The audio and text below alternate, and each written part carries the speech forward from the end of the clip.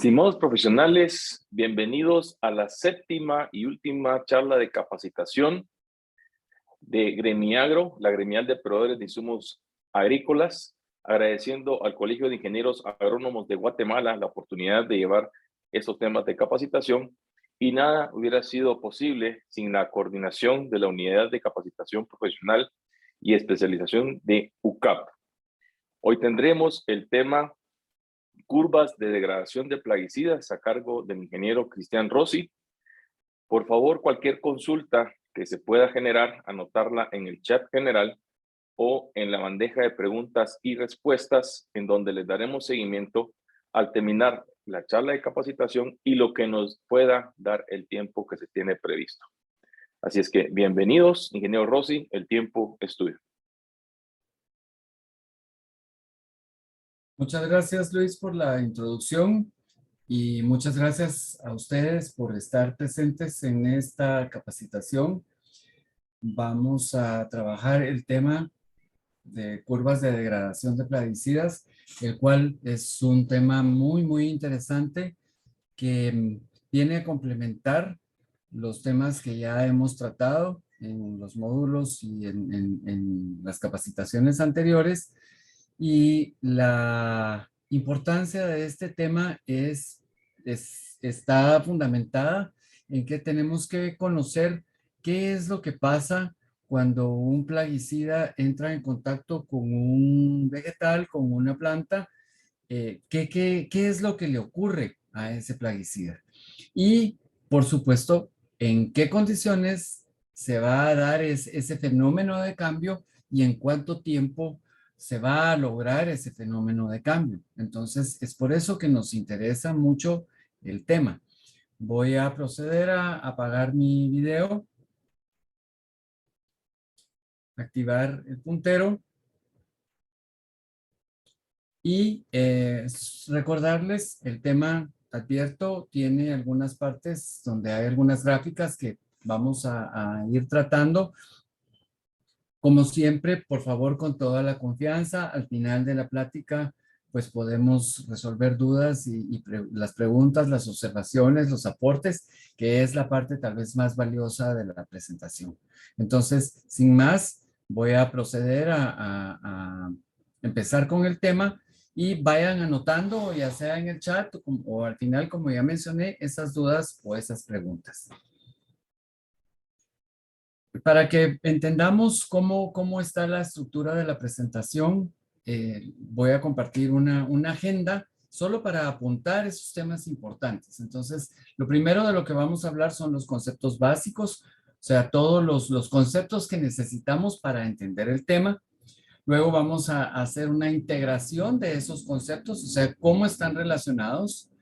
Después, la interacción del medio o del ambiente en la degradación de los compuestos, cómo afecta la obtención de las curvas, la obtención de la información para la construcción de las curvas, el diseño del ensayo para la evaluación, o sea, para hacer esa construcción de esas curvas, los ejemplos de las curvas de degradación, los beneficios para el agricultor, que es realmente el punto interesante, y al final las conclusiones. O sea, es el resumen del tema que vamos a tratar.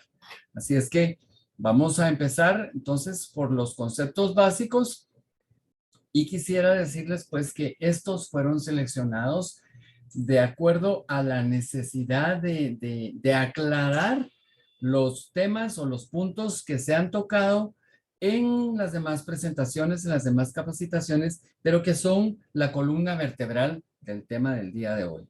Entonces, primero vamos a hablar de degradación de moléculas de plaguicidas. ¿Y qué es la degradación? Bueno, pues es un proceso que se debe a una o varias reacciones. Una reacción o varias reacciones son reacciones químicas que se dan en las moléculas orgánicas. ¿Por qué hablamos de moléculas orgánicas? Porque estamos tratando el tema de plaguicidas. El fenómeno de degradación de moléculas se da en la naturaleza para todas las moléculas que existen. Hay algunas que son más estables que otras, pero el proceso de degradación se da en la mayoría, en casi todas, pero en este caso nos vamos a circunscribir o enfocar en las moléculas orgánicas.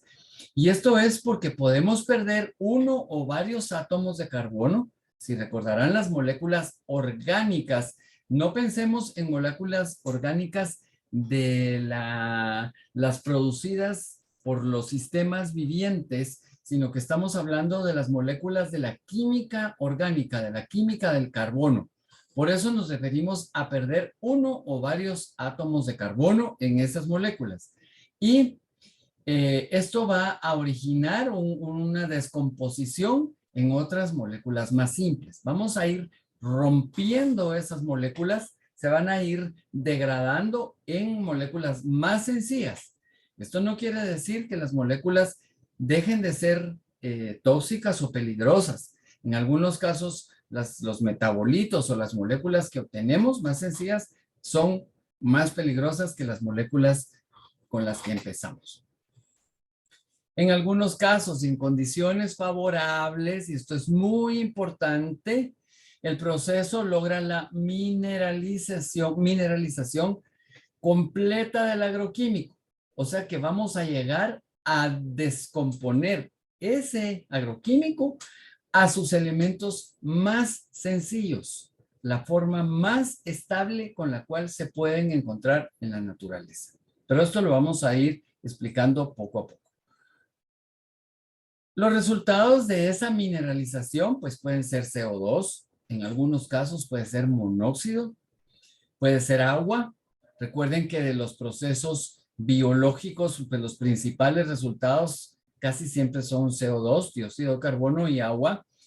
Puede ser también moléculas de amoníaco, y estas moléculas de amoníaco, estos iones de amoníaco, de amonio, se pueden quedar en la tierra o pueden producir otros compuestos que se van a ir a la atmósfera, por ejemplo.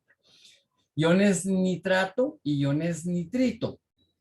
Dependiendo del proceso que se está dando, estos son los resultados a los que podemos llegar. Podemos tener iones sulfato, en algunos casos sulfito, y otros resultados de la mineralización.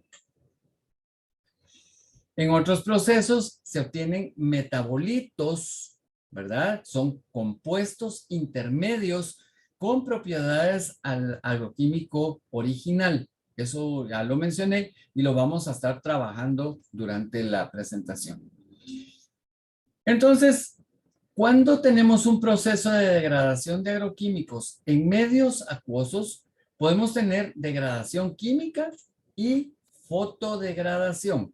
La degradación química, como ya hablamos, es la degradación que se produce por rompimiento de moléculas. Y la fotodegradación tiene que ver con todos los procesos en donde hay intervención de luz. Por ejemplo, efectos de luz ultravioleta o de radiación rayos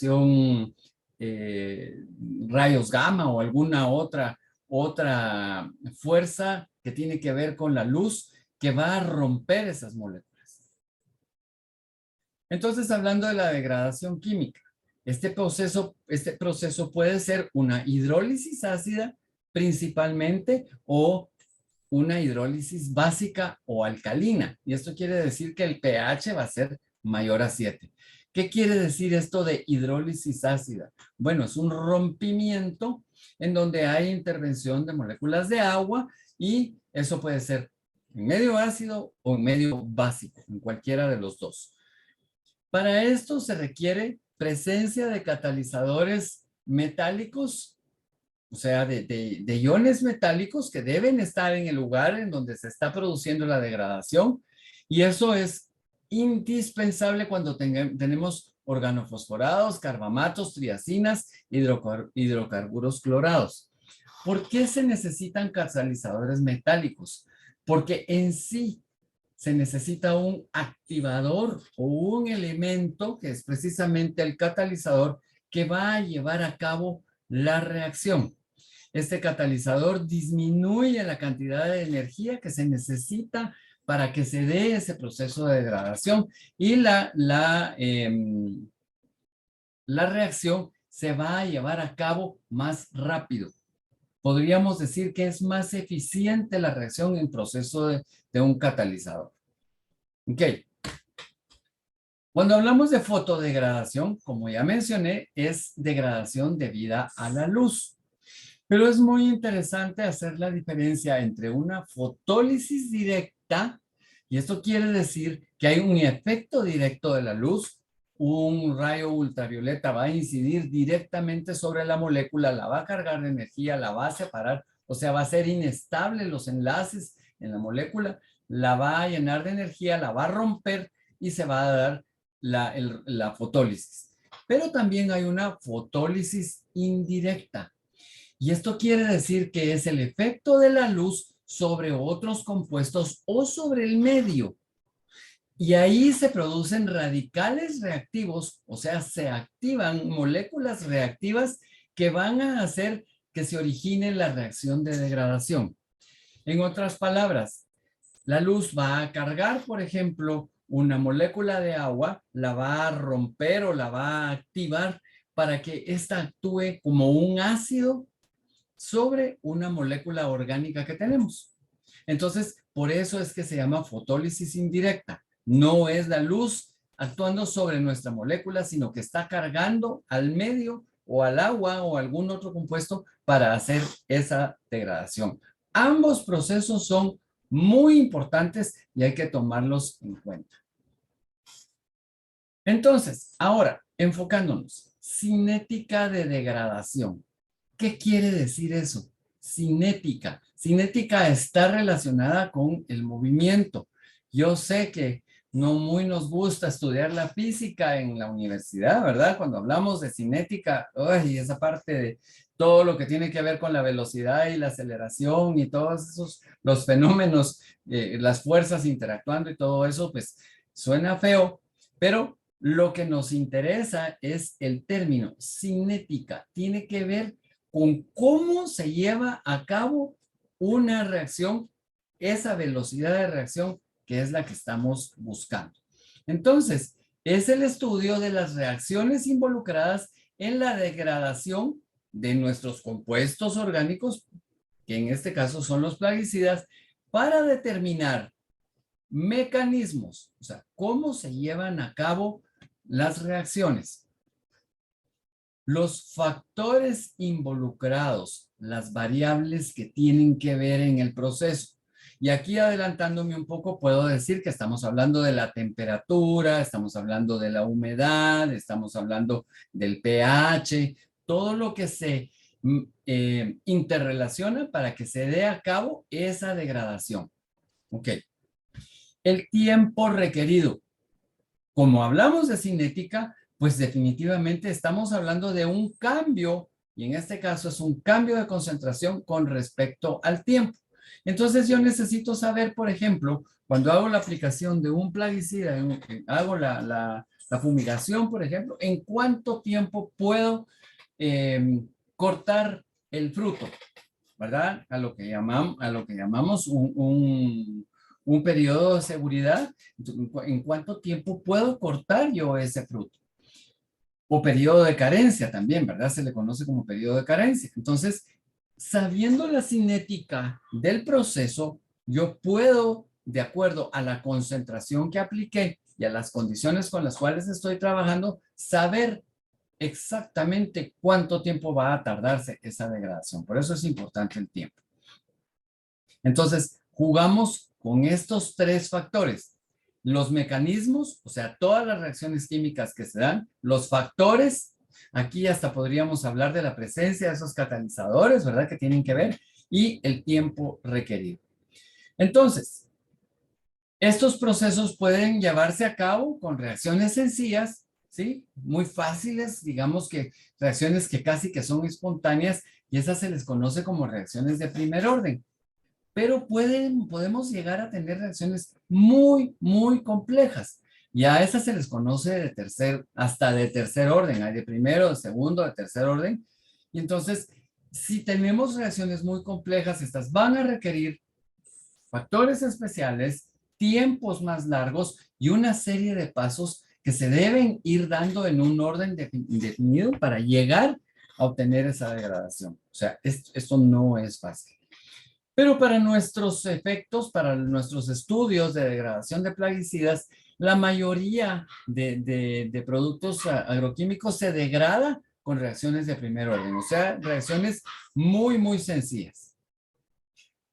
Entonces, poniendo un ejemplo de una reacción, aquí tenemos una reacción bien, bien sencilla, ¿verdad? Es una molécula A que por alguna razón se va a descomponer en una molécula B y en una molécula C. Este proceso es un proceso que se da en nuestro medio, ¿verdad? Se va a dar sobre la superficie de las hojas, por ejemplo, o en el suelo, dependiendo si estamos usando un herbicida, si estamos usando un plaguicida. Entonces, recordemos, una molécula A se va a descomponer en una molécula B y una molécula C. A esto le llamamos un reactivo y a esto le llamamos productos, ¿ok?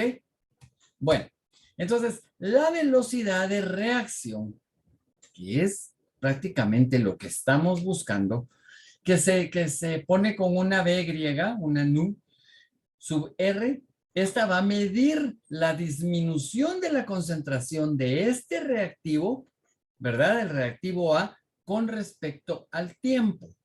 Ese cambio que se va a dar. Esto no va a aumentar en nuestras reacciones, va a irse disminuyendo. ¿Por qué? Por efecto de la temperatura, del pH, del catalizador, de todos los efectos o los aspectos que están fuera de la molécula. Y esa velocidad va a ser igual, tiene que ser igual al negativo de la velocidad de aparición del producto B o del C. O sea, que conforme se vaya degradando la molécula, van a ir apareciendo los subproductos o productos B y C en la misma velocidad que se va consumiendo. Solo que como están apareciendo, la velocidad en este caso va a ser negativa. Pero no nos asustemos, eso es solo una referencia, eso es para saber que mientras que uno se consume, el otro va apareciendo. Ok. La velocidad de reacción se expresa en moles por litro por segundo.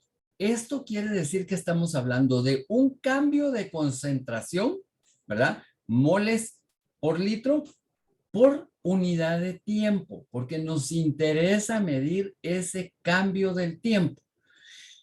Esto no se nos puede olvidar porque vamos a hablar entonces de cómo vamos en una reacción a ir consumiendo un producto, un producto agroquímico con respecto al cambio de concentración en el tiempo que estamos midiendo.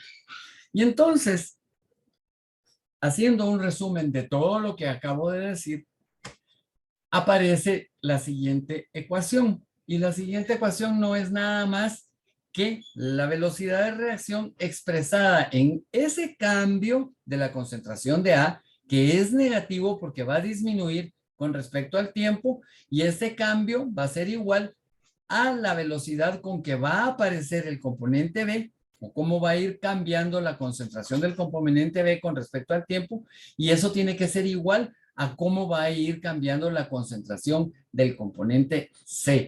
Tenemos una reacción que es equimolar, o sea, que vamos a consumir una molécula y esa va a generar una molécula de un producto y del otro producto. Así es que vamos en relación directa. Eso es lo que significa esta ecuación que tenemos aquí. Pero si yo grafico esa ecuación, pues lo que voy a tener es una curva de esta forma. Y ustedes me van a preguntar, bueno, ingeniero, ¿y usted de dónde se saca esos datos? Bueno, de hacer pruebas y de hacer mediciones, yo puedo determinar, y esta es una curva que ya está estandarizada, pues ya se le hizo una regresión, por eso es que está tan bonita, en donde lo que yo tengo es el cambio el cambio de concentraciones con respecto al tiempo. Ahora bien, esto, como vemos, no es una línea recta. Ojalá fuera una línea recta. lo que obtenemos es una curva exponencial. Al principio los cambios van a ser muy grandes, pero al final los cambios van a ser muy pequeños. Y por eso es que tenemos una gráfica de tipo exponencial. Pero esto es difícil de manejar, matemáticamente es difícil de manejar. Y entonces lo que vamos a hacer es aplicar, si tenemos una curva exponencial, aplicar los logaritmos naturales y entonces vamos a obtener una línea recta. Vamos a linearizar esta gráfica y la vamos a convertir en una línea recta. Todas estas manipulaciones matemáticas, pues, se hacen con modelos matemáticos ya establecidos. Se colocan estos datos dentro de un modelo. Hay un montón de sistemas y de sitios web en donde ya se puede hacer esto. O sea, se mete la función con los datos que obtuvimos y se lineariza matemáticamente. Ya no nos tenemos que molestar como lo teníamos que hacer en la universidad, en matemática aplicada o en algunas de las clases donde esto es necesario. Pero bueno, lo que nos interesa a nosotros es esta gráfica. Y como recordarán ustedes, cuando tenemos una línea recta, pues tenemos una pendiente, un cruce en el eje X y deberíamos, perdón, en el eje Y, y deberíamos de tener a la larga un cruce en el eje X. Entonces, con nuestros datos ya transformados, podemos seguir adelante. Y entonces, la pendiente, si regresamos a nuestra gráfica, la pendiente, o sea, la relación de la altura del eje X, del cambio del eje X, del eje Y con respecto al eje X, esa pendiente se va a relacionar con la constante de la degradación, que es esta K que tenemos aquí. Y esta K está relacionada a su vez con el tiempo o la vida media del producto. Recordemos que la vida media de un producto es el tiempo necesario para que la concentración inicial que tenemos llegue a la mitad. O sea, hay un proceso de transformación o de consumo de ese producto para llegar a la mitad de la concentración. Ese tiempo que yo necesito es lo que se llama vida media. Y eso se mide para los productos radioactivos, se mide para las moléculas de los agroquímicos, se mide para el efecto de los medicamentos dentro del cuerpo humano, se mide para el consumo de enzimas, en fin, es un concepto que nosotros necesitamos manejar. Y entonces, traduciendo todo esto, vamos a tener ya una ecuación con respecto a los logaritmos que sacamos para que esto sea una línea, ¿verdad? Y lo que tenemos aquí es la diferencia de la concentración inicial, el logaritmo de la concentración inicial menos el logaritmo de la concentración que tenemos, y eso va a ser igual a la constante, que esto es la pendiente de esa recta que obtuvimos por el tiempo que ha transcurrido. Entonces, si yo conozco el tiempo que ha pasado, por ejemplo, puede ser un día después de la aplicación, pueden ser 2 semanas después de la aplicación. Si yo coloco ese tiempo aquí y lo multiplico por la constante y conozco la concentración inicial con la cual empecé, pues obviamente puedo encontrar la concentración a la cual estoy en este momento T. Y esto es lo que es tan importante del tema del día de hoy. ¿Por qué? Porque ustedes me van a decir, bueno, ¿cuánto tiempo necesito para que, si yo apliqué una concentración inicial de tanto y quiero llegar a una concentración de tanto, cuánto tiempo necesito para que se dé esa degradación? Pues como yo ya tengo la pendiente porque ya encontré ese valor, entonces podemos armar el modelo matemático y decir, bueno, son 5 días, es una semana, es un mes, dependiendo, o son horas, ¿verdad? Hay algunos productos que requieren horas para degradarse y entonces con eso ya podemos hacer nuestros estimados. Esto es lo valioso de hacer los estudios. Y entonces, solo para recordar, CO es la concentración inicial de la molécula. Esta yo la sé porque la apliqué en una solución. O sea, yo preparé esa solución, ese producto formulado y lo apliqué. Luego la concentración que necesito Esta yo la determino. ¿Por qué? Porque tengo un requerimiento que me dice que para poder entrar al lugar en donde estoy trabajando, el tiempo de periodo de reingreso, necesito saber esa concentración. Y entonces ya puedo despejar el tiempo. O si tengo el tiempo y la concentración inicial, pues puedo despejar a qué concentración estoy en un momento dado de acuerdo a las condiciones que estoy evaluando.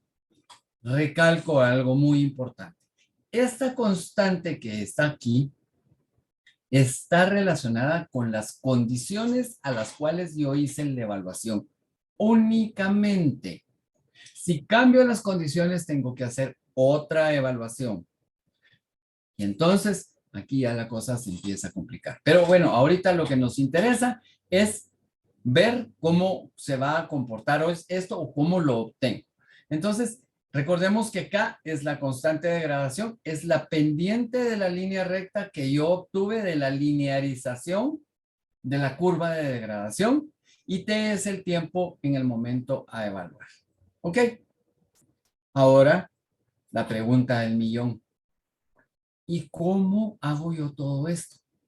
Bueno, pues me voy a los laboratorios tomando muestras en los lugares en donde estoy haciendo las aplicaciones y por medio de experimentación controlada, y voy a detenerme aquí, controlada y cuidadosa, con mediciones de cromatografía de gases y cromatografía líquida de alto desempeño, o sea, HPLCs, que son equipos bien sofisticados, yo puedo hacer esas determinaciones. ¿Por qué? Recuerden que hablamos de que un compuesto que yo aplico se va a ir degradando poco a poco en compuestos diferentes. Y estos equipos, este equipo que está aquí, tiene la característica de determinar las concentraciones de esos compuestos todos juntos al tiempo. Y entonces puedo saber que cuando ha pasado cierto tiempo, yo tomé una muestra, la llevo a este equipo, el equipo me dice qué concentración tengo de cada uno de los compuestos y puedo ir haciendo mi monitoreo y mis curvas de degradación. Para que vean ustedes cómo va la cosa. Entonces aquí hay un ejemplo de una degradación. Aquí tenemos una molécula de un metiltiofanato que ahorita no importa cómo sea su estructura. Pero al paso del tiempo y con la acción de los catalizadores y de la luz y de la humedad y de todos los factores externos, ese metiltiofanato se va a romper y va a formar benomilo. Benomilo es un metabolito. Podría yo decir que esta molécula es un poquito más sencilla que esta. Bueno, con el paso del tiempo, el benomilo se va a degradar todavía a algo que conocemos como carbendazim. Y el carbendazim puede ser también una molécula activa que podemos utilizar. Entonces, prácticamente esta que está aquí es, digamos que una mitad de la que está aquí, pero un poquito transformada. Eso es un ejemplo de degradación que se da. Entonces yo tengo que poder medir cuánto puse de metiltiofanato al principio y luego ir viendo cómo va apareciendo el benomilo y luego cómo va apareciendo el carbendazim. Eso es un proceso que me va a marcar todos los estudios que yo tengo que hacer. Entonces, entre los ejemplos de degradaciones más comunes y frecuentes, por ejemplo, el metalaxil puede formar mefenoxam o metalaxil M. El triclorfón va a dar diclorbos. El captan va a dar folpet. El metomilo va a dar tiodicar, ¿verdad? Y tanto el metomilo como el tiodicar son moléculas que utilizamos para tratar diferentes plagas. Entonces, hay un sinfín de degradaciones que podemos encontrar. Aquí ustedes pueden ver algunas de ellas. Entonces, todas estas son las que tenemos que estudiar y determinar esa famosa cinética. ¿Cuánto tiempo necesito para pasar de metomilo a tiodicar? ¿Y en qué condiciones lo voy a hacer? Ok, sigamos con nuestras definiciones que son importantes. Residuo de producto fitosanitario. Y las siglas son RPF. Es una sustancia o sustancias presentes en vegetales, en productos vegetales o sus transformados en productos comestibles de origen animal en el ambiente, agua, aire, suelo y otros. Ok, entonces esto quiere decir que un residuo de un producto fitosanitario es un metabolito, por ejemplo, o un producto de mineralización que va a ir apareciendo de acuerdo se vaya dando la degradación. Y estos también los puedo medir y me pueden servir para establecer esas famosas curvas de degradación. Estos son los restos de la utilización de un producto fitosanitario, incluyendo metabolitos, productos resultantes de la degradación o de una reacción en la matriz aplicada o procesada. Ok, perdón, voy a volver a... Aquí estamos con nuestro cursor. Luego, la siguiente es el límite máximo de residuos o LMR. En inglés es MRL, porque está el nombre al revés. ¿Qué quiere decir un límite máximo de residuos?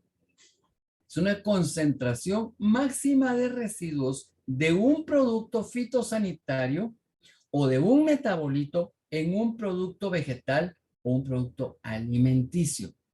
Y esto está relacionado con tolerancias, con cuánto podemos tener como máximo en un producto fitosanitario, perdón, un producto vegetal o un producto alimenticio. Estos datos son muy importantes porque son los que regula la Unión Europea o el FDA en los Estados Unidos o el Canadá o la República de Corea o los demás países del mundo que nos están comprando un producto y nos dicen cuánto es lo máximo que puede haber de un plaguicida o de una molécula en un producto vegetal o en un producto alimenticio. Es legalmente permitida en la superficie o en la parte interna de los productos alimenticios humanos o animales. Tenemos que ver cuál es la definición de ese LMR, porque no es lo mismo un LMR en una pulpa, por ejemplo, de banano, que en la pulpa más la cáscara. Entonces es muy importante entender eso, ¿verdad? La siguiente es el periodo de carencia o seguridad. Esto lo pueden encontrar en la literatura como PS o periodo de carencia. Y este es el tiempo que deberá transcurrir entre la aplicación, o sea, cuando yo puse el producto en la planta, producto fitosanitario lo apliqué, y la recolección del fruto o la cosecha segura del cultivo. Entonces, este periodo de carencia me va a decir a mí con seguridad cuánto tiempo debe transcurrir para que la concentración de ese ingrediente activo, de esa molécula que yo puse, baje hasta los niveles que están siendo permitidos para la exportación o la comercialización o el consumo humano. Se deberá calcular de forma que no se sobrepase un LMR, o sea que el tiempo deberá transcurrir para que estemos en el LMR o un poquito más abajo. Importante ese detalle. O también un límite específico de cuantificación o un LQ, como lo vamos a ver más adelante. Por ejemplo, si nos establecen un residuo cero como límite, que es una condición muy compleja, entonces quiere decir que nuestro periodo de carencia debe ir a medir hasta que nuestro residuo es cero. El tiempo en adelante, pues ya es un tiempo a nuestro favor, ¿verdad? Pero tenemos que recordar que no podemos cortar un fruto o cortar un cultivo, como por ejemplo la caña de azúcar, antes de llegar a este LMR o si hay un LQ. ¿Por qué? Porque vamos a tener una concentración mayor y vamos a tener un rechazo. Ok. Este dato es específico y se obtiene para cada cultivo. Es específico para cada molécula y se obtiene para cada cultivo que se analiza. ¿Por qué? Porque no es lo mismo echarle una molécula a una fruta con cáscara que no se come o con una cáscara dura a una fruta que se consume con todo y cáscara. Entonces, es por eso que hay que hacer esa evaluación. Y además, está declarado el LMR en las etiquetas de los productos fitosanitarios o hay bases de datos en Internet en donde podemos hacer la consulta de esos LMRs y de los periodos de carencia. Ok, periodo de reingreso. Y esto es solo reforzar ya lo que el ingeniero Franco ha dicho en otras presentaciones. El periodo de reingreso hay que diferenciarlo entre el periodo de carencia y periodo de seguridad. Y este define el tiempo necesario para que los residuos y vapores de los plaguicidas se disipen a niveles seguros, a los cuales ya no van a afectar a las personas cuando éstas tengan que entrar de nuevo a los campos porque hay que hacer alguna poda o porque hay que hacer algún otro tratamiento, evitando la contaminación a humanos en el área. Entonces, tenemos periodo de carencia, que es el tiempo que necesitamos para que la concentración de un plaguicida disminuya o de una molécula disminuya a un nivel al cual tenemos que llegar. Y el periodo de reingreso es el tiempo que necesito para que la concentración de vapores o la concentración que está de la molécula en el ambiente en donde yo tengo que entrar haya bajado a los límites, a los niveles seguros en los cuales yo ya no voy a tener problema cuando entre. Entonces, es importante esos dos valores. El periodo de tiempo después de la aplicación de plaguicidas en el que el trabajador agrícola o cualquier otra persona no deberá entrar ni realizar tareas en áreas tratadas, solo para reforzar la definición. ¿Qué es un depósito? Y el depósito lo vamos a encontrar en la literatura, en los manuales como DEP. Y esto es la cantidad de residuo en un órgano de la planta, que puede ser la hoja, el tallo, el fruto, ¿verdad? Después de hacer una aplicación. Es importante saber que un depósito, cuando nosotros hacemos una aplicación con la bomba de fumigar, dependiendo del tamaño de la gota, de la temperatura, de los coadyuvantes que agregamos, esto va a permitir que haya una deposición sobre la hoja, ¿verdad? O sobre la parte de la planta donde lo estamos haciendo. Esa cantidad de residuo sobre esa hoja que queda después de hacer la aplicación se llama depósito. Y no necesariamente es la cantidad que yo apliqué al inicio. ¿Por qué? Porque puede escurrirse las gotas, pueden caerse de las hojas. Y lo que a mí me interesa es saber realmente cuánto quedó sobre la superficie del órgano de la planta a la cual yo estoy haciendo la aplicación. Entonces, un residuo es la cantidad remanente de plaguicida después de hacer un depósito inicial y luego de un lapso de tiempo. Entonces yo puedo decir que el residuo a partir de los 5 días o a las 4 horas de la aplicación es tal con respecto al depósito inicial. El depósito inicial, como recordaremos, es la cantidad de plaguicida que yo puse sobre el órgano de la planta y que se quedó, pero con el paso del tiempo va a haber una degradación y por eso establezco un residuo. ¿Cuánto queda de lo que yo puse inicialmente y que quedó sobre la planta? Eso es muy importante recordar. De todas maneras, más adelante vamos a hacer referencia con unas gráficas para que ustedes terminen de entender estos términos. Ok. Fase de latencia. Es el periodo de tiempo de permanencia del depósito inicial hasta llegar a una degradación significativa. ¿Qué quiere decir esto? Que yo puedo hacer la aplicación de mi molécula sobre la hoja, sobre la raíz, sobre las hojas, sobre los tallos, y el periodo de latencia me va a decir que voy a tener una suficiente concentración del material activo, o sea, de la molécula, sobre ese órgano durante cierto tiempo. Y a partir de ese tiempo empieza una degradación ya violenta o muy marcada, y entonces voy a empezar a tener ya una reducción en la concentración. ¿Por qué es importante esto? Porque en la fase de latencia es donde vamos a tener la mayor cantidad de actividad del producto sobre las plagas o sobre el material que queremos destruir. Fase de degradación o disipación. Esto es FD y es la fase temporal donde se produce la degradación del residuo.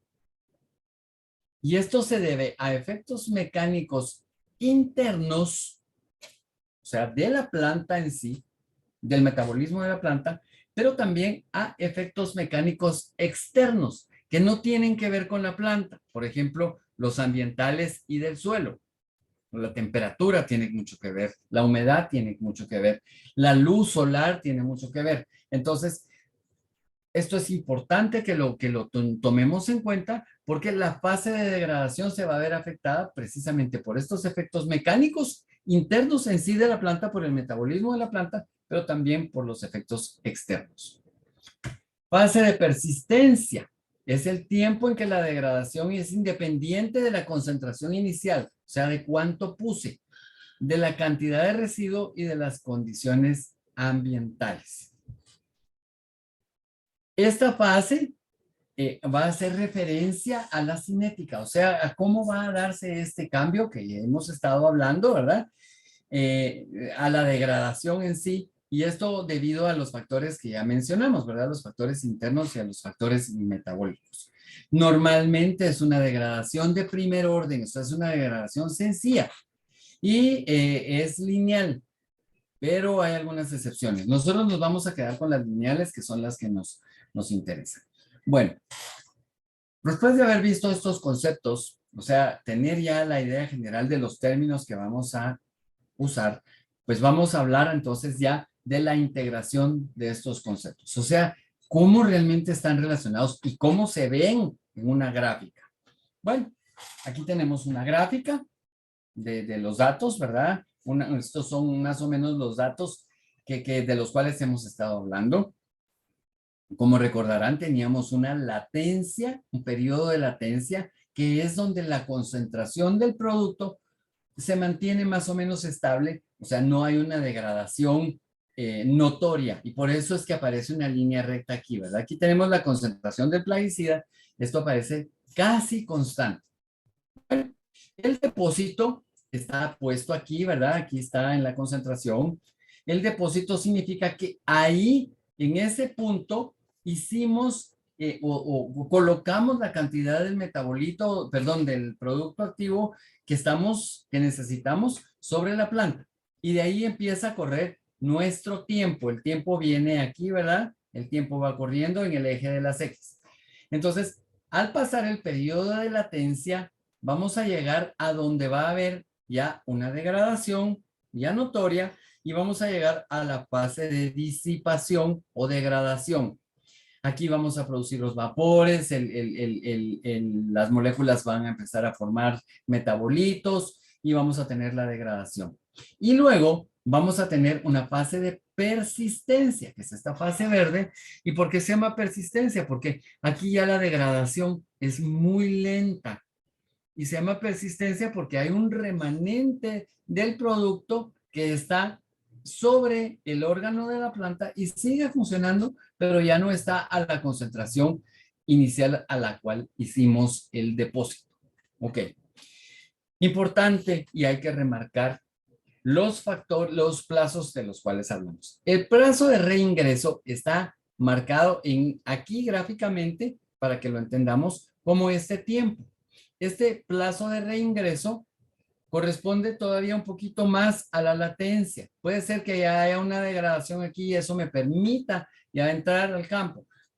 Puede ser que necesite más tiempo. Pues, aquí está solo gráficamente para poderlo entender. Entonces, ese plazo de reingreso es menor al plazo de seguridad, ¿verdad? Al periodo de carencia. El periodo de carencia es hasta llegar al límite de cuantificación o al LMR que necesitamos obtener. Y entonces tenemos un PHI, que es un periodo o intervalo previo a la cosecha, y es el tiempo mínimo entre la última aplicación del plaguicida y la cosecha. Este se encuentra en la etiqueta del plaguicida y cumplir con este PHI es un requisito legal. Este PHI puede ser o puede estar relacionado con el LMR, sí, si así se establece, si así se define de acuerdo a los requerimientos. Ok.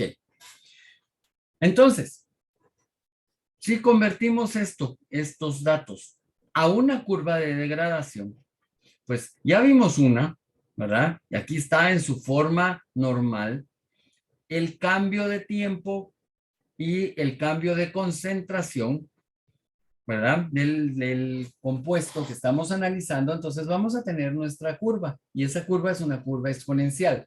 Recuerden que al principio el cambio es muy grande, ¿verdad? El cambio de concentración se da rápidamente con respecto al tiempo. En un cambio de tiempo pequeño tenemos un cambio grande de concentración.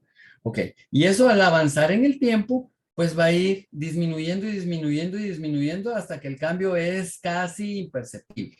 Ok, detalles importantes. Ubiquemos un LMR. El LMR es el límite máximo de residuos. Ese límite máximo de residuos va a estar colocado en la curva de degradación en el momento que yo tengo la concentración máxima a la cual puedo tener el compuesto o la molécula presente en mi producto vegetal. De ahí empieza a pasar el tiempo, ¿verdad? Y entonces puedo llegar al periodo de carencia, si es que lo voy a hacer en el LMR, que normalmente es ahí, ¿verdad? Entonces, el periodo de carencia es el tiempo que necesito para poder cortar mi producto, para poder cosechar y hacer la exportación con seguridad. Entonces, a partir de ese tiempo va a continuar la degradación. Si pasa más tiempo, entonces voy a llegar a lo que conocemos como un límite de cuantificación. Va a haber un momento en el cual yo ya no voy a poder medir la concentración que tengo de esa molécula. Ese es el LC o límite de cuantificación y está puesto aquí, ¿verdad? Sobre la curva. Y luego vamos a llegar a obtener trazas. ¿Cuándo nos especifican en un requerimiento que lo que tenemos que tener son trazas de un compuesto? Quiere decir que la concentración es muy, muy pequeña, que prácticamente lo único que pasa es que aparece una presencia del producto. Y luego está el LD, que es el límite de detección donde los equipos ya no son capaces de determinar la presencia de esas moléculas. Ese límite de detección lo determina el método, el producto, la molécula y todo combinado. Abajo de ese límite de detección, ya nadie me puede decir si hay o no hay compuesto, porque no existe una forma de establecer la presencia o la concentración es tan baja que no se puede establecer. Y entonces llegamos a algo que se conoce como nivel no detectable. Nosotros tendríamos que estar entonces entre las trazas y el nivel no detectable si es que no queremos que haya problemas con el LMR. Y miren, ha pasado un buen tiempo después de que determinamos ese LMR. Y aquí nosotros ya podríamos cortar, ¿verdad? Y después todo el tiempo que pasa, pues es a nuestro favor porque se va a seguir degradando el producto. Una aclaración importante es que en los documentos aparece esta medida que es DDA o DALAS, que son Days After Application, los días después de la aplicación, días que siguen a la aplicación. Entonces, dependiendo del DALA, con la cinética yo puedo establecer la concentración a la cual estoy trabajando. A mí no me conviene tener un cultivo o un producto o un fruto más tiempo en el árbol cuando ya sobrepasé la concentración bajó del LMR. ¿Por qué? Porque es peligroso. El producto empieza a madurarse y el tiempo de vida de ese producto empieza a disminuir. Entonces, tengo que hacer un balance en dónde debo cortar. Aquí yo ya podría. Entonces, esto es muy importante y por eso es que es muy interesante determinar este tipo de curvas de degradación para entender y tener estos conceptos a la mano. Ok, ¿cómo interviene el ambiente en la degradación de un producto químico? Bueno, rápidamente. Cuando tenemos nuestra planta, pues tenemos que conocer el estado fenológico de la planta, en qué etapa del crecimiento está. Eso es muy importante para saber cómo va a estar relacionado el proceso de degradación de los productos que vamos a aplicar. ¿Cómo hacemos la deposición? ¿Cómo hacemos la aplicación? Si la hacemos con un dron, con un avión, con una bomba, una bomba mecánica, una bomba de mochila. Pues sí, ¿cómo hacemos esa deposición? Tiene que ver en cómo va a llegar ese producto a la planta y hasta dónde va a entrar, ¿verdad? Hasta qué parte de la planta va a entrar. Luego está todo lo que es la absorción por la planta. Eso quiere decir cuánto la planta empieza a absorber, o sea, a incorporar adentro de los órganos de la planta. Por otro lado, tenemos una volatilización y por eso es que es importante hablar de los residuos, ¿verdad? Y lo que realmente queda en la planta después de hacer la aplicación, porque partes del producto se va a volatilizar. Luego, si seguimos, tenemos los efectos del ambiente, ¿verdad? La humedad, la fotodegradación, la temperatura, el viento y las derivas que intervienen en nuestro sistema. Está también, como hablamos, el efecto del tipo de cultivo, el estado fenológico, la variedad, el manejo agronómico, cómo estamos haciendo nuestro manejo, eso también tiene que ver. También tenemos que tomar en cuenta la naturaleza del plaguicida, la formulación y los mecanismos de acción del plaguicida. O sea, si el plaguicida actúa por ingestión, si actúa por contacto directo, por inhalación sobre la plaga que estamos tratando. Y además puede haber interacción por parte de, digamos, de la humedad y de la lluvia, lo que es un efecto de lavado, y eso se va a ir al suelo definitivamente. Vamos a tener escorrentías, va a haber lixiviación adentro de la tierra, va a haber una absorción por parte de la planta, ¿verdad? Va a haber una bioacumulación en el suelo, va a haber una degradación química que se da por la naturaleza del suelo y los microorganismos, ¿verdad? Estas están relacionadas, la química y la microbiológica. Está la absorción en sí del suelo, está la de la planta, está la del suelo, y hay también una desorción.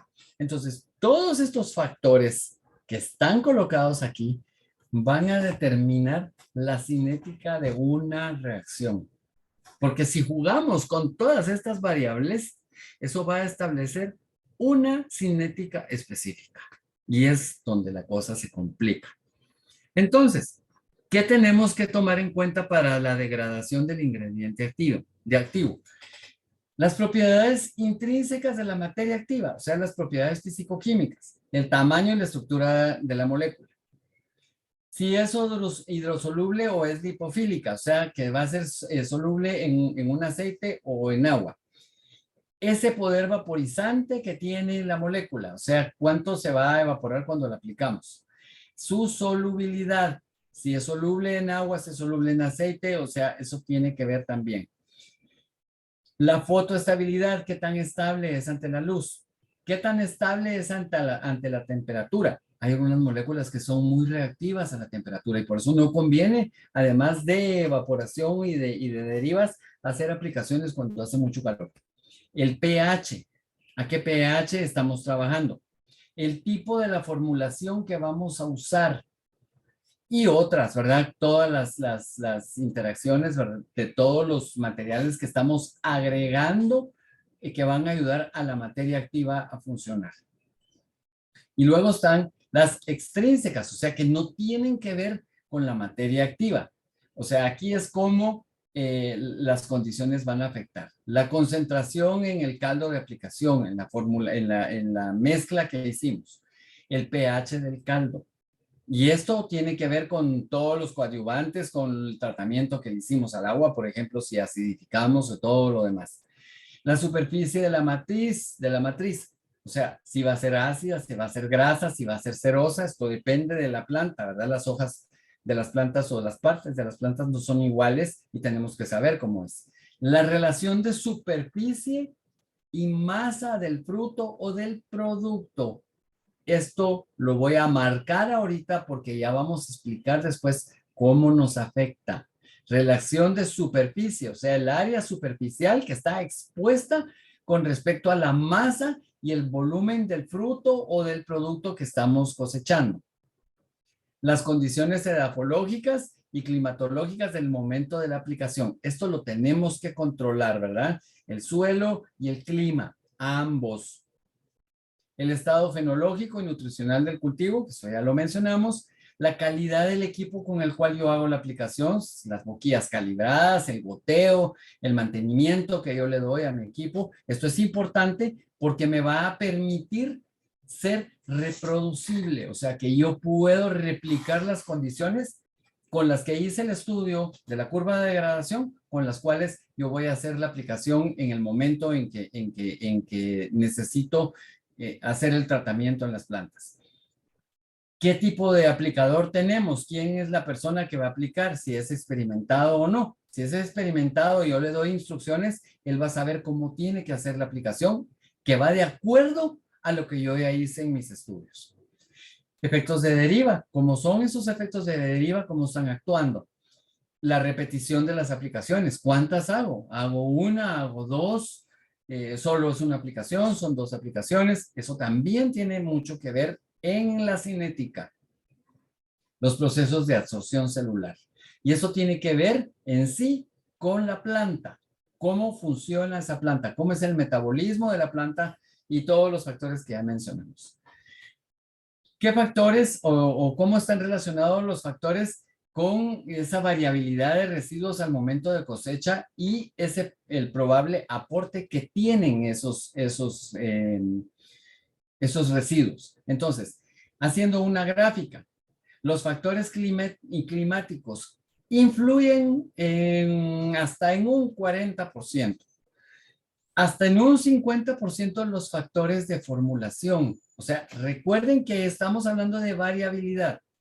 Los factores de formulación pueden tener una variabilidad hasta del 50% en los cálculos que hicimos en las curvas de degradación con respecto a lo que realmente nos está pasando. Y los parámetros de aplicación son hasta en un 60%. La dosis, la concentración, el número de aplicaciones, el intervalo de precosecha, el tipo de matriz. Por eso era que era muy importante definir que necesitamos un equipo adecuado y un aplicador con mucha experiencia. Pero si hacemos todo esto y controlamos todo, de todas maneras, cuando hacemos mediciones, vamos a tener esta variabilidad.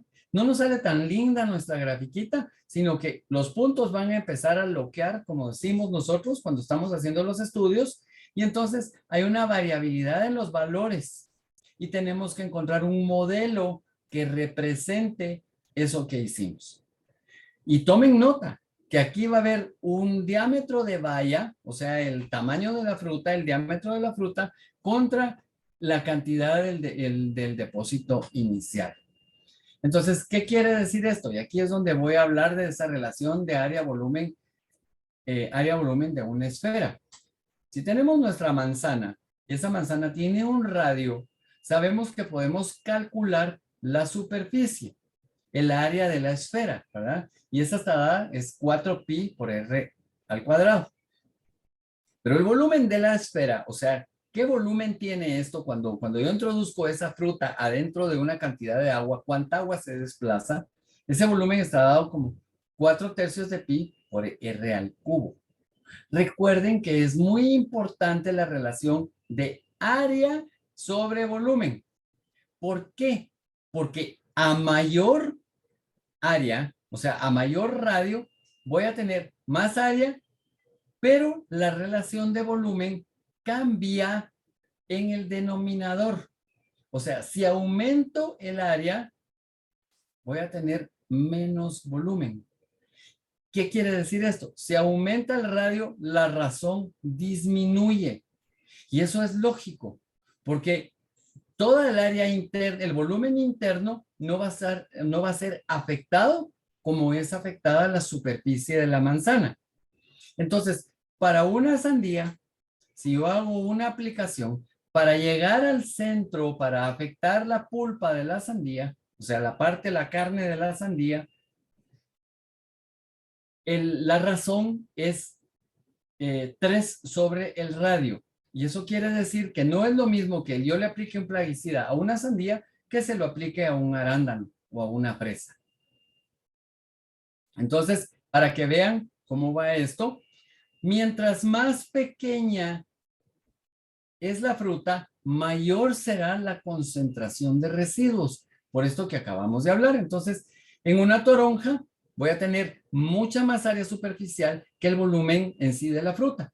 Pero en un arándano no pasa eso. Voy a tener menos área superficial con respecto al volumen y entonces puede ser que en el arándano sea más peligrosa la concentración de los plaguicidas que con respecto a la toronja, porque yo la toronja no me voy a comer la cáscara, pero sí me voy a comer la pulpa. Igual, pues todos los cítricos, ¿verdad? No, nadie se come la cáscara más que cuando se hace una jalea, lo aclaro, ¿verdad? Pero ahí hay que hacer otro tipo de procedimientos con la cáscara para tratarla y quitarle pues todas las características ácidas, si es que la jalea está bien hecha. Tal vez más adelante damos una conferencia de cómo se hacen mermeladas y jaleas, pero esa es otra historia. Y entonces en el caso del arándano, ¿qué va a pasar? Los arándanos no se pelan, se comen, se consumen con todo y cáscara y por eso es que es tan peligroso. Entonces, la fruta de diferente tamaño, tratada en la misma aplicación, tendrá concentraciones diferentes de residuos. La fruta más pequeña, mayor área superficial con respecto al volumen, y la fruta más grande, menor concentración con respecto al volumen. La fruta pequeña, mayor concentración. Ok. Fíjense que se han hecho un montón de estudios y no voy a entrar en detalles comparando, por ejemplo, manzanas y uvas, en donde se ha demostrado eso que les acabo de explicar y eso es lo que significan estas gráficas que están aquí. Y en este caso, pues aquí tenemos diferentes tipos de naranjas, ¿verdad? Y estamos evaluando las condiciones ambientales de diferentes lugares. En este caso es Casablanca, San Clemente y Temuco. Y miren los modelos cómo cambian. ¿Por qué? Porque las condiciones atmosféricas son diferentes. Entonces, podemos tener diferencias en tamaños en las frutas, pero también podemos tener diferencias en los resultados debido a las condiciones atmosféricas. ¿Cómo obtengo la información? Y aquí voy a empezar a hablar un poquito más rápido porque estos son detalles que tenemos que tomar en cuenta para la construcción de estas curvas. Si ya se dieron cuenta, hemos estado hablando de todos los factores que están involucrados para determinar esos estudios de curvas de degradación que, como ya se pudieron ustedes dar cuenta, requieren mucho tiempo, requieren muchos recursos, requieren mucho cuidado, pero son herramientas vitales para poder establecer cómo cambia la química de nuestros plaguicidas sobre los productos en los cuales estamos haciendo las aplicaciones. Entonces, lo primero y hay que rescatar es el concepto de buenas prácticas de laboratorio y eso lo vamos a usar para hacer el diseño de las curvas que vamos a medir, el diseño experimental. Necesitamos comparar, o sea, ver el uso particular y privado versus las curvas de uso público y con fines de registro. Esto es muy diferente. Luego, necesitamos tener un reporte estándar que vamos a darle a un cliente o a una persona que nos está solicitando los estudios, en donde vamos a tener los detalles de los procedimientos de campo y de laboratorio, un protocolo y un informe final de todo lo que hicimos para que esto sea válido. Tomen nota que esto es importante porque a la hora de entregar yo una curva de degradación que me pidieron que midiera, tengo que decir cómo la medí, cómo la hice, qué tipo de frutas usé, en qué, cómo hice cómo tomé las muestras, cómo hice los análisis. Todo eso tiene que ver porque eso va a indicar si la curva de degradación que yo voy a usar es válida o no. Y al final, los ensayos de BPL o de buenas prácticas de laboratorio deben garantizar la representatividad y universalidad. O sea que si yo voy a hacer un estudio, tengo que de alguna manera asegurar los rangos en los cuales están las variables que puedo tener para hacer las determinaciones. Entonces, necesito como mínimo 8 curvas para definir una degradación completa por cultivo, especie o género. 8 curvas con una serie de mediciones. Mínimo 4 ensayos en diferentes condiciones edafoclimáticas. O sea que tengo que hacer 8 curvas y cada una de esas 8 curvas necesita 4 ensayos en diferentes condiciones edafoclimáticas. O sea que ya la cosa ya se complicó. Y siempre graficar los controles o testigos y muestreos dobles. ¿Qué quiere decir esto? Que necesito muestras testigos, o sea, situaciones en las cuales yo no voy a hacer aplicaciones para tener controles y hacer muestreos dobles. O sea que cuando voy y tomo una muestra de un cultivo, tengo que tomar doble la muestra para verificar que los resultados que estoy teniendo son válidos.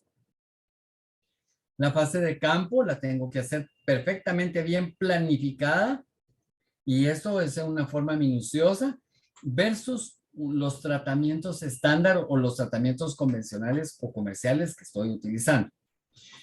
Tengo que hacer un trato diferencial y aislado entre las muestras testigo y las muestras tratadas. ¿Qué quiere decir esto? Que las muestras testigo yo tengo que saber cuáles son, las tengo que identificar adecuadamente porque son las que me van a servir y me van a dar una comparación contra las muestras que han sido tratadas, o sea, las evaluaciones que tengo que hacer de las concentraciones. Tengo que congelar las muestras a menos 18 grados Celsius y tengo un máximo de 6 horas después de la recolección para hacer ese congelamiento. Si pasa más tiempo, esas muestras ya no sirven. Tengo que tener un cuidado de la cadena y la custodia del frío muy detallado. Tengo que tener una cadena documental, o sea que tengo que ir con mi cuaderno de laboratorio y ir apuntando absolutamente todo lo que está pasando cuando tomé las muestras, cuando las llevé, cómo las transporté, las temperaturas, las áreas en las cuales tomé la muestra, qué recipientes usé. En fin, tengo que documentarlo todo. Los métodos y validaciones específicas para la fase analítica de laboratorio. O sea, no puedo hacer cualquier cosa. Tengo que tener métodos establecidos para hacer las evaluaciones. Y nos van a hacer una exigencia de certificados de los procedimientos finales utilizados. O sea que yo tengo que tener metodología avalada y amparada por diferentes organizaciones, como por ejemplo la AOAC, que es la que se encarga de validar muchos de los métodos que se utilizan para este tipo de controles. El Codex tiene las metodologías estándar para hacer la toma de muestras y las determinaciones. En fin, tengo que poder definir y establecer y dar certificados de esos procedimientos finales que yo utilicé. Y luego hay otros factores, por si no fuera suficiente. ¿Cómo se hace el diseño del ensayo para una evaluación? Esta es la fase más crítica. Entonces, de esto va a depender que mi curva, o que la curva sea exitosa y el modelo matemático sea el adecuado. Tengo que definir adecuadamente los objetivos o qué se quiere determinar. ¿Qué quiero yo medir? Determinar el periodo de seguridad, obtener cierto nivel de residuos, el comportamiento de aplicación en una variedad concreta, o quiero comparar diferentes variedades, quiero hacer un estudio edafoclimático. ¿Qué quiero hacer? Eso lo tengo que definir al principio. Y trabajar junto con el solicitante. O sea, el solicitante, la persona que me dice a mí, mire, ingeniero, hágame favor, necesito una curva de degradación para clorpirifos en banano en tales condiciones. Ok, explíqueme bien cómo lo quiere, para qué lo necesita y para poder entender cómo lo tengo que hacer. A eso se refiere esto, trabajar con el solicitante. Entonces, para verlo fácilmente, el esquema, en un esquema, el diseño del ensayo, tengo que hacer un protocolo. A nadie le gusta hacer estos protocolos, en donde yo digo exactamente qué voy a hacer. Documentar un protocolo a veces es más complicado que hacer el estudio mismo. Luego tengo toda la fase de campo, o sea, la experimentación, donde voy a hacer las aplicaciones, a tomar las muestras.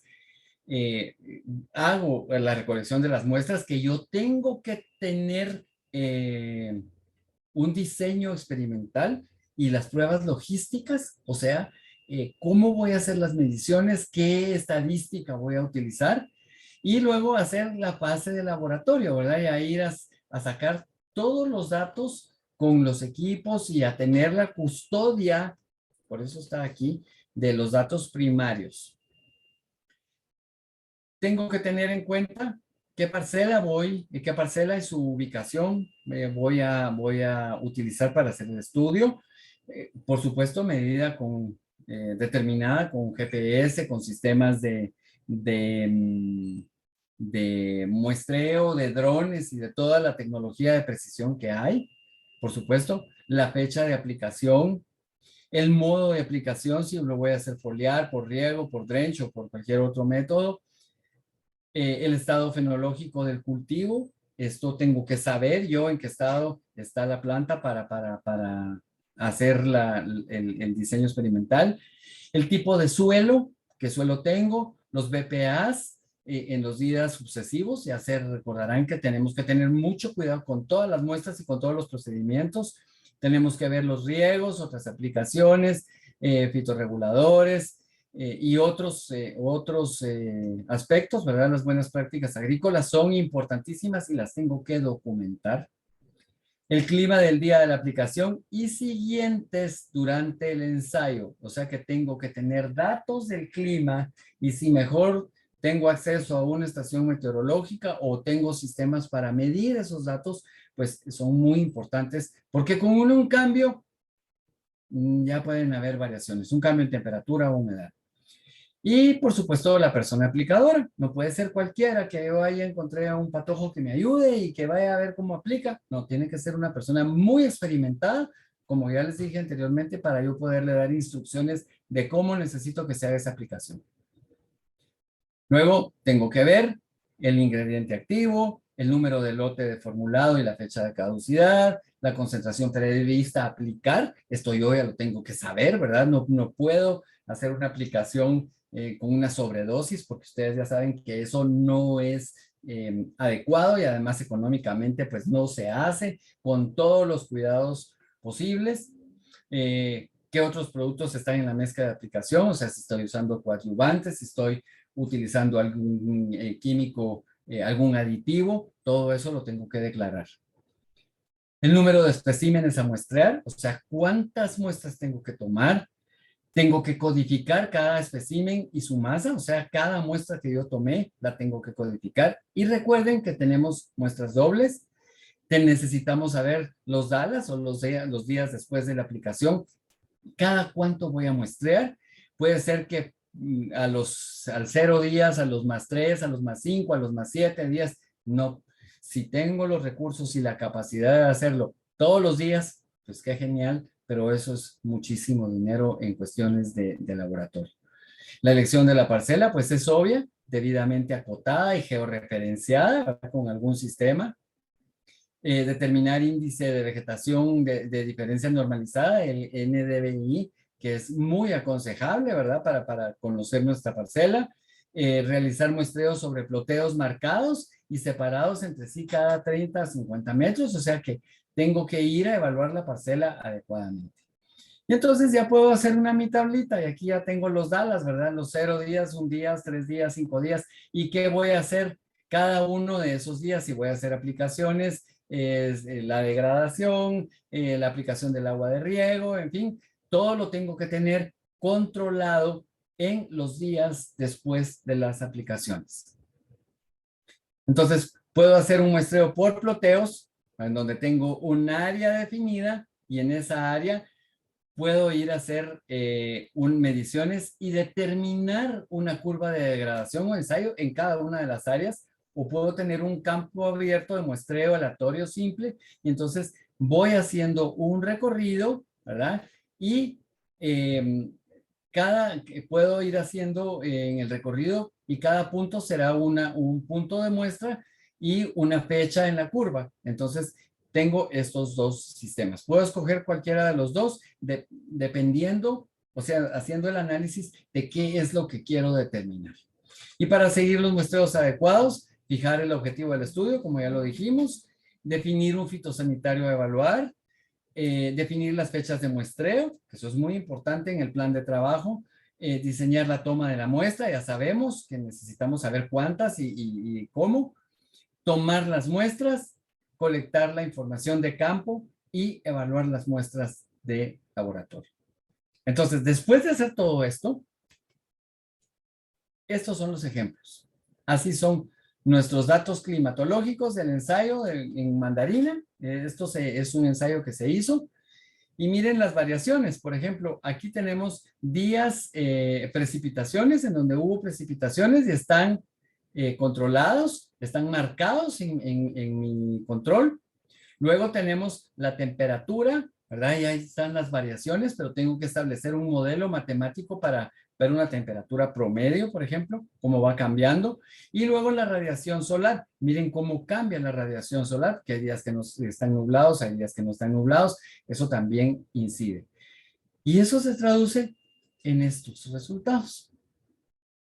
Y entonces tenemos variaciones. Aquí hay 3 tipos de mandarina que fueron tratados con clorpirifos y tenemos las diferencias, las diferentes curvas después de hacer la pulverización, y aquí tenemos los residuos del clorpirifos, las mediciones, pero esto ya está bonito, ¿verdad? Aquí ya tabulamos los datos y entonces veamos esta situación.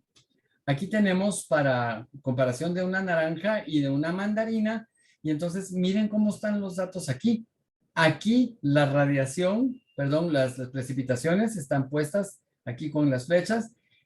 La temperatura va en aumento y la radiación solar también va en aumento. Entonces, ¿cómo va a ser el efecto? Pues el efecto va a ser de esta manera. Tal vez no haya tanta diferencia entre las dos frutas, ¿verdad? La naranja Valencia y la salusiana. Aquí están las dos. Pero lo importante es que ustedes vean cómo se afectan las curvas de acuerdo a estas variaciones que vimos en estas gráficas. ¿Ok? ¿Cuáles son los beneficios para el agricultor? Y aquí empezamos a bajar a tierra.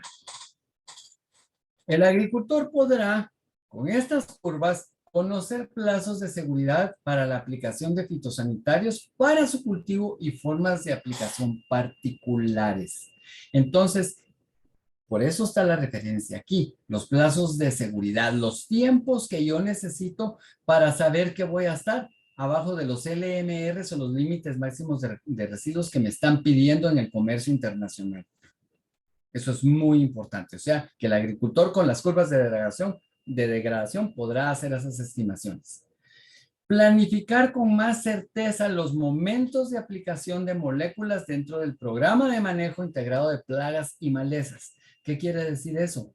Que sabiendo cómo se van a degradar los compuestos que voy a aplicar, puedo saber en qué fechas los tengo que poner para no tener problemas de corte, o sea, cortar antes de tiempo o no perder el tiempo, tener el cultivo de más en las plantas, porque puedo ganar tiempo en manejo del cultivo después. Tener certeza de exportar o comercializar sus productos respetando marcos regulatorios, cumpliendo con LMRs de destinos específicos. ¿Y qué quiere decir esto?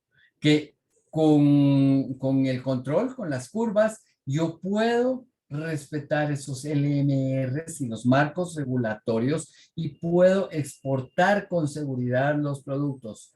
Resulta que ha pasado muchas veces que se van los productos y no tuvimos cuidado de cortarlos adecuadamente y llegan a Europa y cuando se les hace el primer análisis en aduana, se determina que la concentración es arriba de los LMRs y se echa a perder todo el cultivo y se nos cobran encima todos los gastos. Eso no nos debe pasar. Generar confianza en los compradores. O sea, si yo puedo garantizar que estoy abajo de los límites o de los límites de detección, eso va a dar muchísima confianza a los compradores.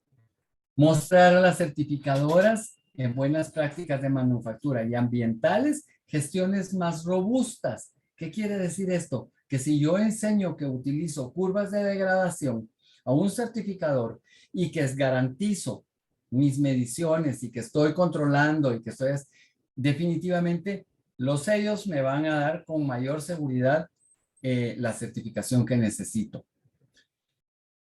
Establecer, en conclusión, establecer cinética y curvas de degradación de agroquímicos en diferentes cultivos y condiciones me va a permitir tener un mejor control sobre la calidad de mis productos. Esto es muy importante. Predecir futuras producciones y rendimientos. Si yo tengo cuidado con llevar mis curvas de degradación y son mis referencias, yo puedo saber predecir las futuras producciones, cuándo las puedo cosechar y saber qué rendimientos van a tener.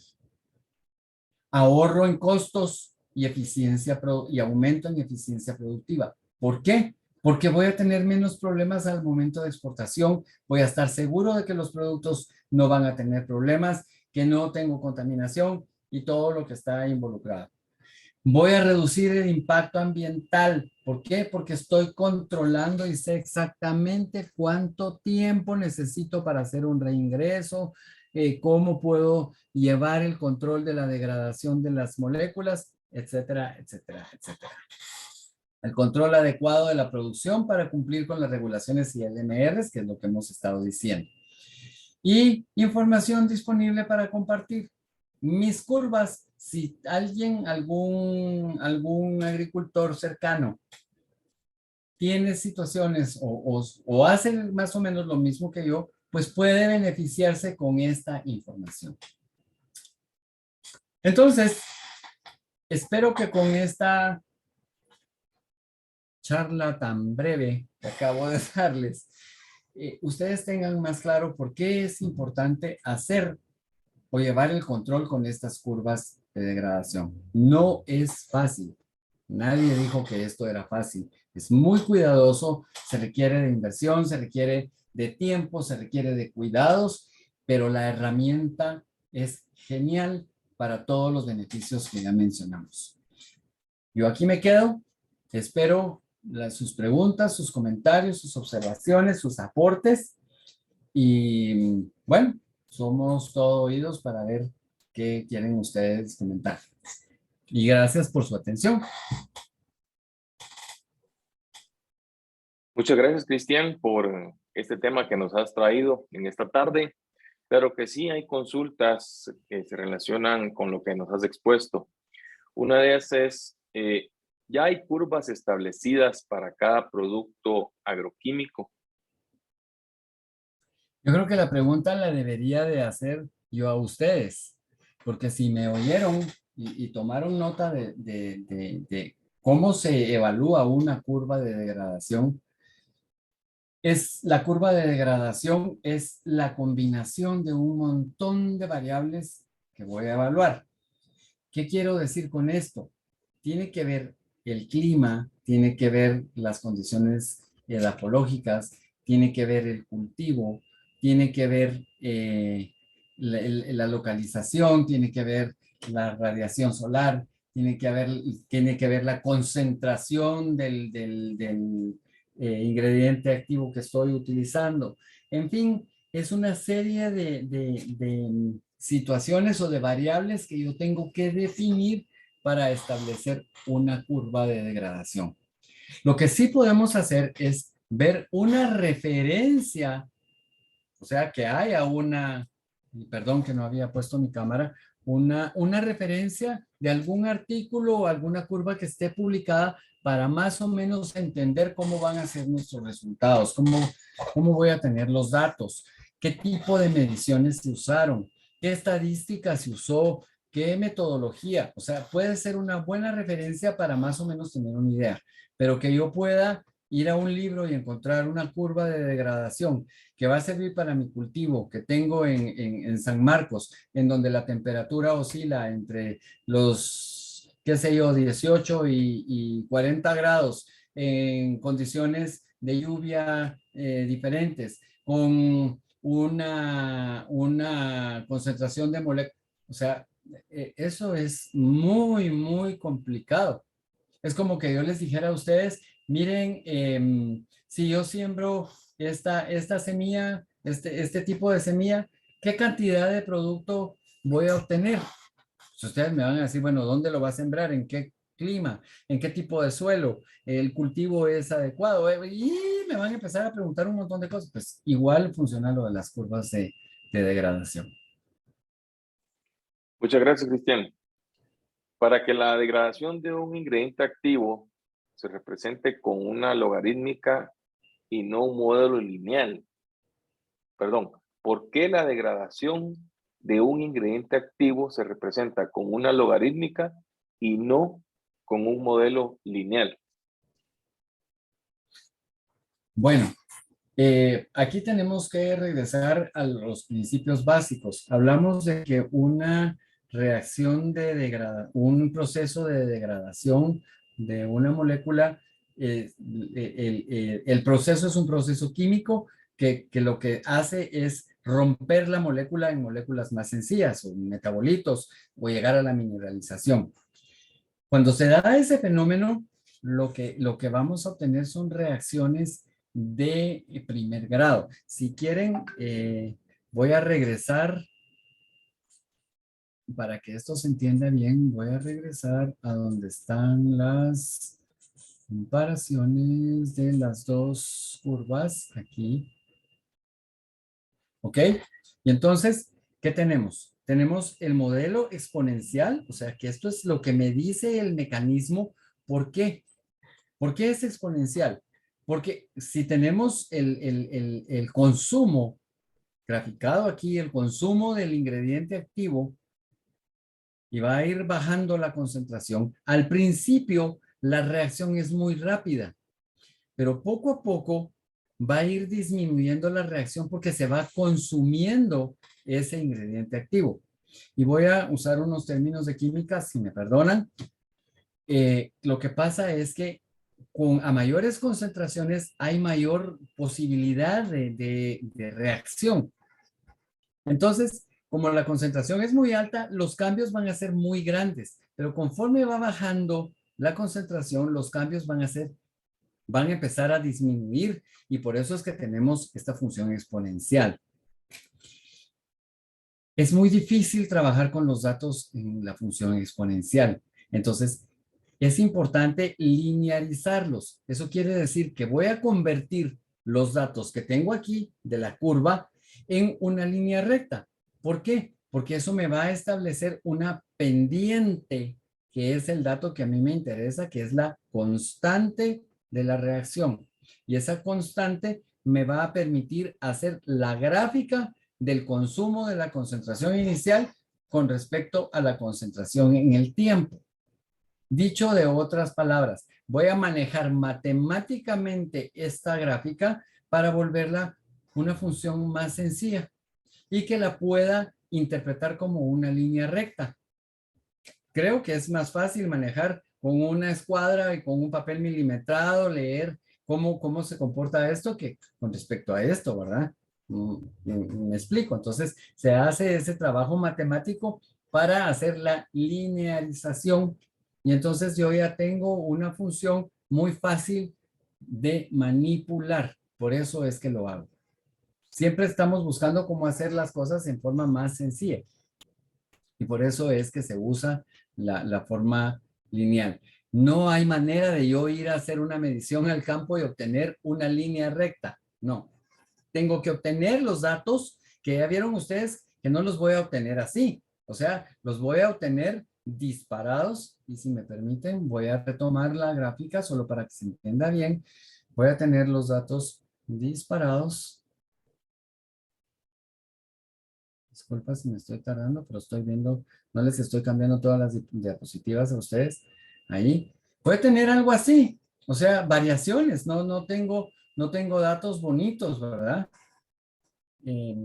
Tal vez aquí se mira de otra manera, ¿verdad? La variación, miren cuánto puede variar este punto, puede estar más arriba, puede estar más abajo, eso es lo que me va a pasar en la experimentación. Entonces, para garantizar que mis mediciones son buenas, entonces hago la linealización. Y ya con eso me quito un montón de problemas.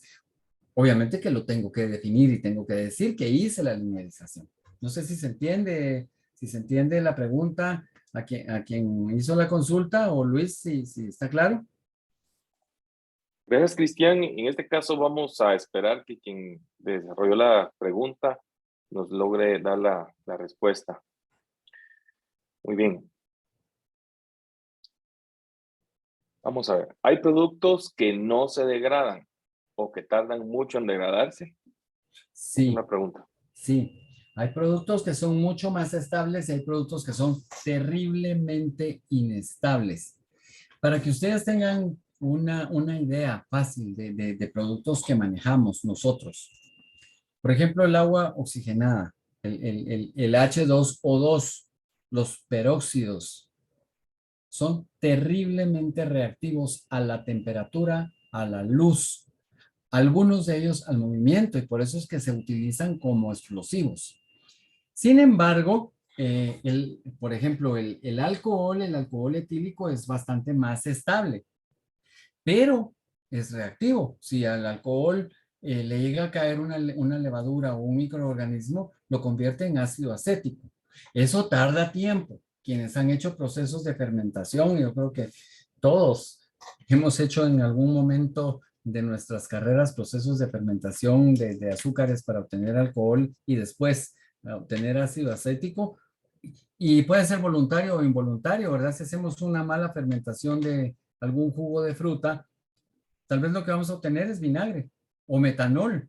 Entonces, ¿a qué voy con esto? A que depende de la estructura de la molécula, depende de los sitios activos de la molécula, así es su reactividad. Entonces, hay unas que son mucho más estables y hay otras que son totalmente inestables. Y por eso es que es tan importante conocer las curvas de degradación, porque las curvas de degradación nos van a decir a nosotros en cuánto tiempo esas moléculas que son menos reactivas se van a degradar para no ser detectadas. Porque las que son muy reactivas, pues puede ser que sea más difícil su aplicación y, por ejemplo, el control de las plagas. ¿Por qué? Porque hay que hacer varias aplicaciones, pero hay otras que permanecen mucho más tiempo. Es ahí donde es importante este tema de las curvas de degradación. Muchas Gracias gracias, por la Cristian. pregunta. Y con la respuesta anterior nos indican que sí, que muchas gracias. Ok, ¿Y gracias. cómo podemos determinar el periodo de carencia de un producto? Basándonos en el límite máximo de residuos. Podemos utilizar una ecuación conforme a la curva de degradación. Esa es la respuesta, precisamente. O sea, para establecer un periodo de carencia de acuerdo a un límite máximo de residuos. Yo les diría que el límite máximo de residuos a veces es un poquito peligroso. Tal vez tenemos que estar un poquito más abajo del límite máximo de residuos, ¿verdad? Para estar seguros que ya bajamos. Entonces, ¿qué hacemos?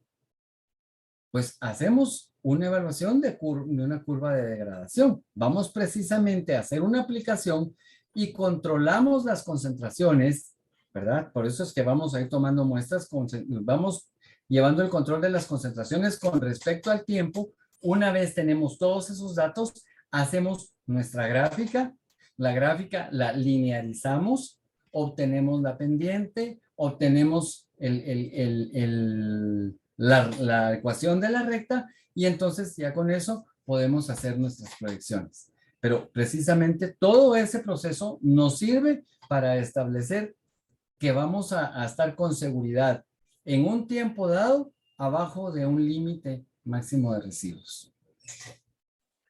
Muchas gracias, Cristian. Aquí hay dos consultas similares. Te las voy a leer.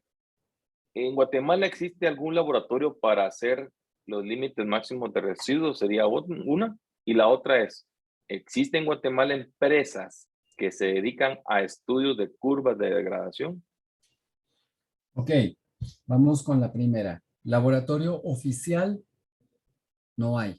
O sea, se está trabajando en montar un laboratorio que sea capaz, un laboratorio oficial me refiero, capaz de hacer esas mediciones. Sin embargo, hay laboratorios en los institutos de las investigaciones de las universidades, por ejemplo, se hace este tipo de estudios, pero hay que revisar que los institutos de investigaciones cuenten con los equipos. Me refiero específicamente a las columnas y a los reactivos que se necesitan para hacer las determinaciones. Cada familia de moléculas es un mundo y cada una pues tiene características diferentes y por lo tanto se necesita una columna, o sea, un separador de los compuestos específico. Y eso cuesta mucho dinero. Entonces es posible que se pueda determinar, por ejemplo, por decir nombres, clorpirifos, pero no mancozeb. Y se puede determinar tiodicar, pero no iprodione. Entonces, eso es muy importante determinar.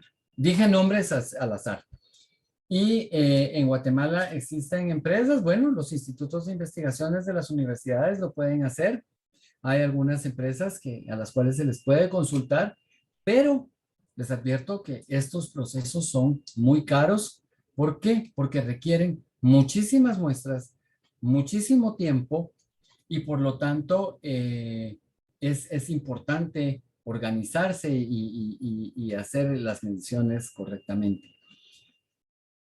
Aquí creo que es válida la pregunta que hicieron hace un rato, si se pueden usar referencias, ¿verdad? O sea, curvas de degradación de otros lugares o, bueno, si no tenemos los fondos para hacer todos los estudios, pues por lo menos tendríamos una referencia con una curva de degradación que tenga más o menos las mismas condiciones a las cuales nosotros estamos trabajando. Eso es muy importante. Pero la razón por la cual estamos nosotros preocupados por el tema es precisamente para lograr que en Guatemala se tenga un laboratorio certificado en el cual, y autorizado, ¿verdad? Por que sea oficial en donde se pueda hacer esto. ¿Por qué? Porque es necesario un certificado de exportación que lo tiene que dar un laboratorio aprobado por el MAGA. Y nuestras muestras también se pueden enviar a otros países. Costa Rica, por ejemplo, lo puede hacer o lo puede hacer Canadá, pero eso es mucho más caro. Sin embargo, si es un riesgo, hay una plantación completa o un montón de productos que están en riesgo, entonces es importante hacer determinaciones, por lo menos para los LMRs, si no se pueden hacer las curvas de degradación. Y más o menos llevar un control, ¿verdad? Hacer una muestra a los 5 días, hacer una muestra a los 20 días, y hacer una muestra al mes y ver qué está pasando. Por lo menos. Eso no es la curva, pero nos da una buena referencia. Entonces, la invitación es hacer un estudio económico si es posible hacer todo esto. Muchas gracias, Cristian. ¿Tenés conocimiento si las empresas formuladoras hacen curvas de degradación de referencia con rangos en condiciones extremas y condiciones mínimas? Híjoles, las empresas formuladoras tal vez no, pero las empresas y fabricantes de las moléculas sí. O sea, ellos hacen todo el tipo de estudio, la batería de estudios correspondientes a precisamente cómo se comportan las moléculas en diferentes aplicaciones. El asunto, lo riesgoso es la variabilidad en los aspectos eh, edafoclimáticos y luego las especies que estamos utilizando, ¿verdad? Me refiero a los vegetales, a las plantas que estamos, con las cuales estamos trabajando. Todo eso tiene que ver, entonces es como muy arriesgado decir que podemos utilizar como referencia una curva estándar. No sé si contesté la pregunta, Luis. Muchas gracias, Cristian. Igual vamos a esperar si quien realizó la consulta le pareció la respuesta. Cristian, se realizan análisis de límites máximos de residuos o plazos de seguridad a los productos para saber si ya se pueden consumir y en este caso, ¿quién valida esos indicadores? Ok, creo que la pregunta está dividida en dos, porque una es los límites máximos de residuos, o sea, hacer una determinación de si estamos respetando, o sea, el límite máximo de residuos no lo establecemos nosotros, el límite máximo de residuos lo establecen los países, los compradores, ¿verdad? Por ejemplo, la Unión Europea, los Estados Unidos, el FDA en los Estados Unidos, Canadá, ellos establecen los límites máximos de residuos. Entonces, nosotros lo que tenemos que hacer es validar que nuestro producto está abajo de esos límites máximos de residuos aprobados. Cada mercado tiene un límite máximo de residuo o debería de respetar, por ejemplo, el del Códex. Eh, el asunto es que nosotros solo podemos verificar, pues, que estamos abajo de ese límite máximo de residuos para garantizar que cuando llegue el producto al mercado no vaya a haber un problema de un rechazo. Con respecto a los tiempos al periodo de carencia y al periodo de reingreso, lo que se hace es medir en las condiciones a las cuales estamos nosotros las concentraciones remanentes in situ, o sea, en el lugar de las aplicaciones o haciendo pruebas en nuestros productos. Eso puede hacerse, ¿verdad? Tomando muestras y llevándolas a un laboratorio que sea capaz de hacer las evaluaciones. Regreso nuevamente al tema de quién es capaz de hacer esas mediciones. Y laboratorio oficial en Guatemala todavía no hay. Se está trabajando en el montaje de ese laboratorio, o sea, oficial me refiero al MARA, ¿verdad? Que sea el MARA el que haga esas pruebas. Ellos están trabajando en montar el laboratorio. Sin embargo, pues se pueden mandar las muestras a, como ya dije, a Costa Rica o a algún otro país para hacer las evaluaciones. Y en muchos de los casos hay que hacerlo, hay que validar. Ahora, muy importante también es abocarse a los técnicos, al departamento técnico de las empresas que comercializan los agroquímicos y a consultar, ¿verdad? Porque ahí hay tal vez más experiencia o hay un banco de información que puede servir de referencia para saber con cuánto tiempo de seguridad, cuál es el tiempo de carencia o el tiempo de periodo de reingreso de acuerdo a datos que ellos que tienen registrados. O sea, eso podría ser válido mientras que tenemos los recursos para hacer nuestros propios análisis. Yo eso sería lo que sugeriría para contestar la pregunta. Muchas gracias, Cristian. Y en aras del tiempo vamos a dar paso a dos preguntas más, las que no hemos podido responder, ya tomamos nota de ellas para luego responderlas por medio de un correo masivo a todos ustedes. Tengo una pregunta. Cuando se decide exportar algún producto al extranjero, las trazas las miden y son muy exigentes en eso y rechazan el producto. ¿Qué me puede comentar de eso? O sea, ¿es una pregunta o me están pidiendo mi opinión? porque es una pregunta interesante. Tal vez voy a contestar lo siguiente. En los sistemas de control de los diferentes países, y nuevamente pues puedo mencionar rápidamente la Unión Europea.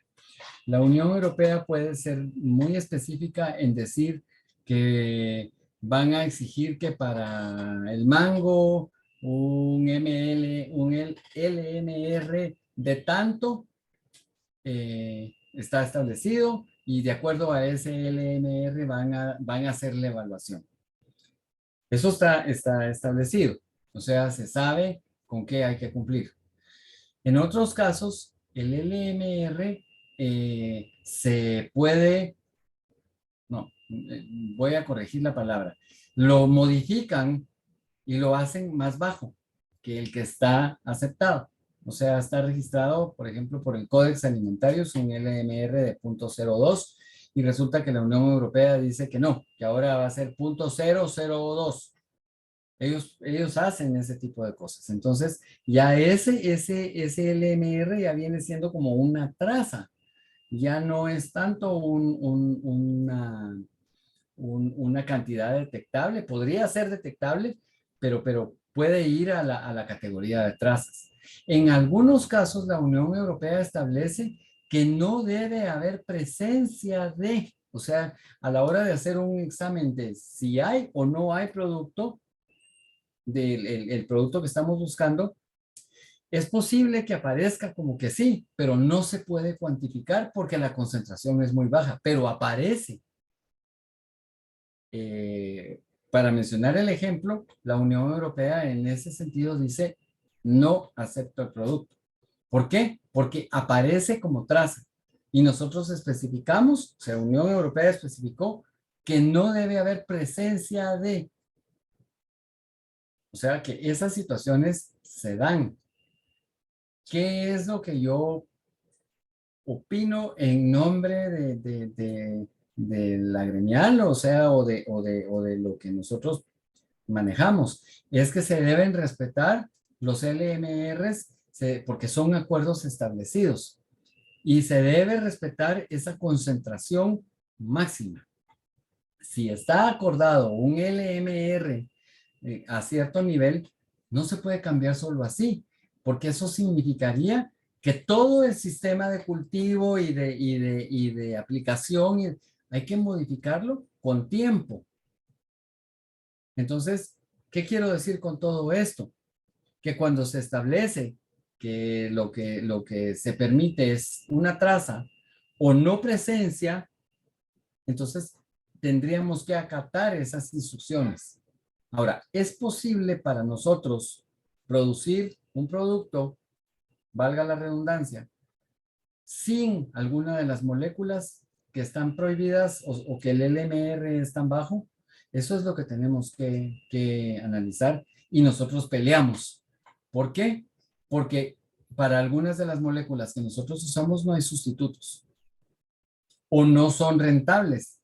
Y entonces un proceso muy interesante, pero lo que sí es cierto es que en muchos de los casos se nos pide que tengamos un LMR, en otros de los casos se nos pide que estemos trabajando en trazas, en otros de los casos que no haya presencia.